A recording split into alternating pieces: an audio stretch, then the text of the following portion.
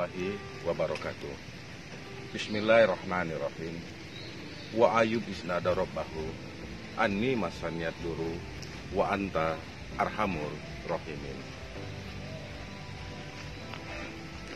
Dahulu sang Nabi yang mulia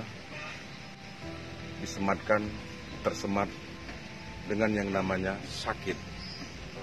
Sakit yang mewabah hanya untuk beliaulah seorang. Di sini dia mendapatkan ujian kesabaran. Sebelumnya juga kakek kita Nabi Adam alaihissalam ini menjadi contoh dan tauladan untuk kita. Dia bersabar dalam memohon ampun kehadirat Allah Subhanahu wa taala. Berdoa, Bismillahirrahmanirrahim. Rabbana zalamna anfusana wa in lam taghfir lana wa tarhamna lanakunanna minal khosirin. Ya Allah, sesungguhnya aku telah menzolimi diriku sendiri, dan jika tidaklah kau ampuni dan kau sayangi, tentu aku akan jadi orang yang merugi. 100 tahun beliau berdoa, Allah pun ridho menerima pertaubatan Nabi yang mulia ini. Kemudian saat yang genting juga kita teringat ujian yang tersemat kepada Nabi Yunus alaihissalam ketika di dalam perut ikan yang gelap gulita, terlepas dari bibirnya, terngiang dalam ingatannya bahwasannya ia juga telah zalim terhadap dirinya sendiri, sehingga beliau bermunajat, La ilaha illa anta subhanaka inni kuntu minaz zalimin. Allah ya Sami maha mendengar. Allah pun melepaskan sang Nabi dari perut ikan tersebut. Sang Nabi pun mendapatkan keselamatan dan beserta kemuliaannya. Dan di sini, di tengah badai yang menerjang bumi ini, dunia ini, dengan wabah yang bernama COVID-19 atau virus corona, tentulah kita belajar kepada orang yang disayang dan dicintai oleh Allah Subhanahu wa taala. Mari kita belajar kepada Nabi yang mulia, Nabi Ayub alaihissalam, yang dimana saat itu meminta kepada Allah bahwasannya, ya Allah, Ayub menjadi taat, soleh, karena Ayub memiliki segalanya. Dia mempunyai kekayaan, dia mempunyai anak-anak, dia juga mempunyai yang namanya kesehatan. Kata Allah, silakan engkau coba, silakan kau. Aku yakin, kata Allah Subhanahu wa taala, bahwasanya Ayub adalah hambaku yang soleh, hambaku yang taat dan sabar. Iblis pun memberikan ujian. Pada saat itu terjadi gempa, yang dimana bangunan megah yang dimiliki Nabi Ayub alaihissalam runtuh. Anak-anak pun menjadi korban.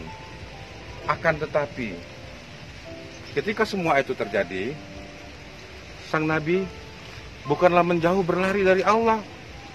Ketika semua itu terjadi, datang kepada beliau, alhasil sang Nabi malah mendekatkan dirinya kepada Allah Subhanahu wa taala dan menyempurnakan hubungannya kepada Allah Subhanahu wa taala. Apa kata Allah? Duhai iblis, itulah hambaku yang soleh, diuji dengan bencana, diuji dengan kematian, kehilangan, akan tetapi dia bertambah taat, dia bertambah soleh. Kata iblis lagi, ya Allah, sekiranya nabimu itu, Ayub itu, diuji dengan sakit, tentu dia tidak akanlah menjadi soleh, tentu dia akanlah berpaling. Kata Allah, silahkan iblis, kau kirimkan, aku ridho, kata Allah. Kemudian tersematlah suatu wabah yang mendatangi sang Nabi tersebut. Sang Nabi tersebut dihinggapi oleh wabah yang mengganas, sehingga wabah yang tersemat pada dirinya ini menjadikan tubuhnya penuh dengan borok dan kotoran.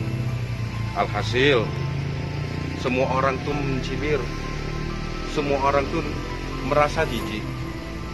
Sehingga iblis pun menyuruh dan merasuki sanak famili masyarakat di kampung tersebut agar mereka mengusir Nabi Ayub alaihissalam dari kampungnya tersebut.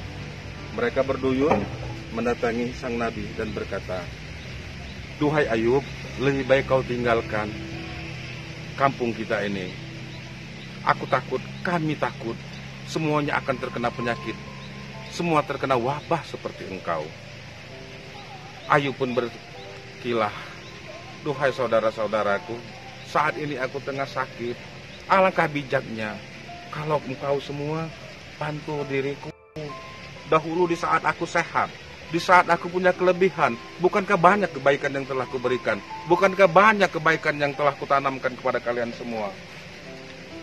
Akan tetapi, sanak famili, kerabat, masyarakat kampung tidaklah mau mengerti.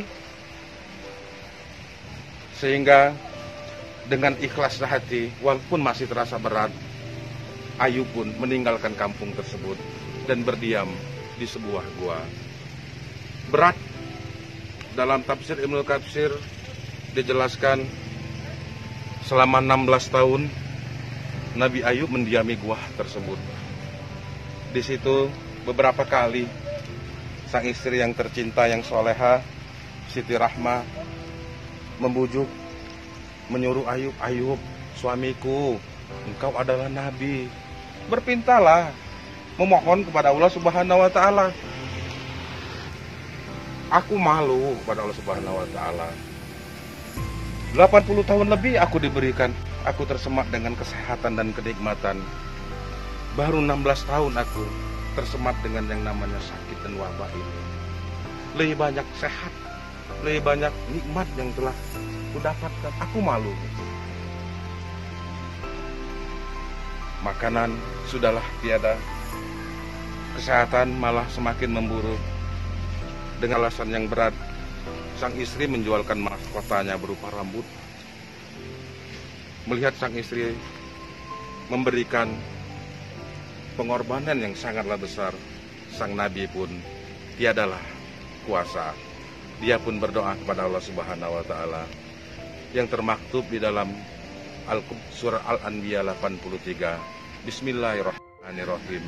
Wa Ayub isnada rabbahu anni masaniyad duru wa anta arhamur rahimin. Ya Allah, sesungguhnya aku ini sedang sakit, tapi engkaulah yang maha pengasih, engkau pula yang maha penyayang. Tidak ada sedikit pun pemaksaan kepada Allah, tidak ada pun sedikit perengekan kepada Allah. Yang dia minta hanyalah dikasihi dan disayangi Allah Subhanahu wa taala.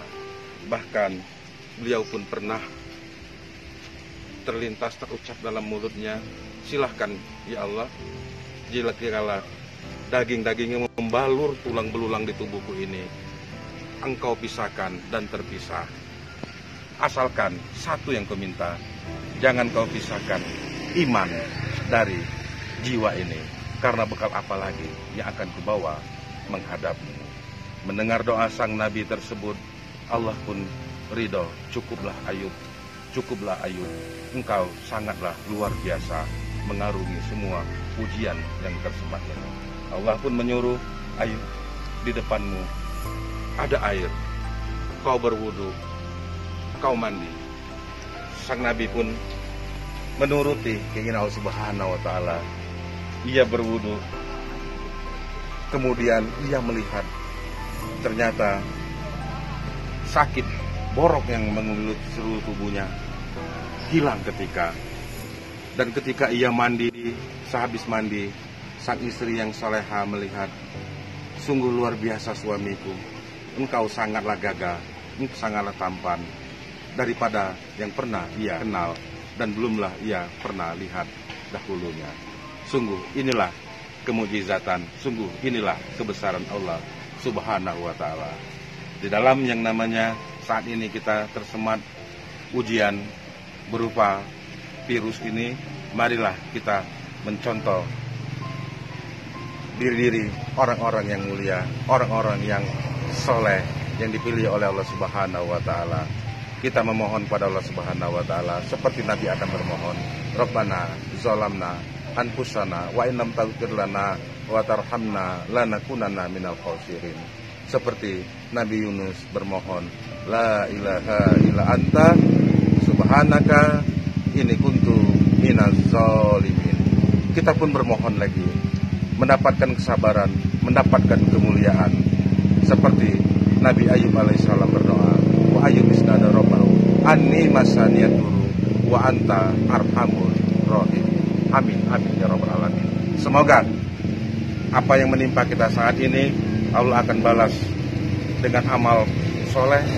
Allah pun akan membalas kita dengan kebaikan-kebaikan yang berlimpah, mengembalikan apa yang kita hilang saat ini, apa yang terlepas saat ini, seperti Allah mengembalikan harta benda anak-anak kepada Nabi Ayub alaihissalam. Wassalamualaikum warahmatullahi wabarakatuh.